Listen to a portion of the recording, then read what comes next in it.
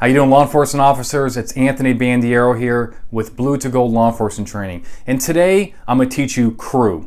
C.R.E.W. is an acronym that I teach my students during the Advanced Search and Seizure class to keep in mind whenever they are searching or seizing a protected area. C.R.E.W. stands for consent, or a recognized exception, or a warrant.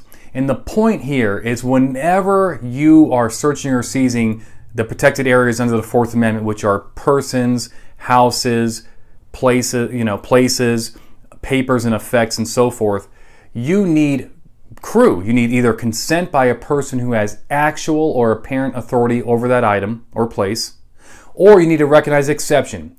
So the motor vehicle exception to the search warrant requirement. You need exigent circumstances. So, for example, imminent destruction of evidence before entering a house to secure evidence. Community caretaking, and so forth. So, or you need a recognized exception. If you don't have consent or a recognized exception, there's only one thing left, and you need a search warrant, and that's a W. I want you to just keep this in mind. So whenever you're searching or seizing in a protected area, ask yourself, do I have C.R.E.W.? Do I have consent from a person? If I don't have consent, do I have a recognized exception, which is most searches or seizures are going to occur with a recognized exception. If you can't think of a recognized exception, then you're going to need a warrant. And this kind of give you an example real quick to how C.R.E.W. plays out. So you're in a home investigating a domestic violence. While your partner is talking to the victim, for example, you're looking around and you see a meth pipe on the kitchen table. Now, is that a search under the Fourth Amendment? No, because you're lawfully present and you're allowed to use your natural senses to look around if you're lawfully present. So that is not a search under the Fourth Amendment. Therefore, you don't need C.R.E.W.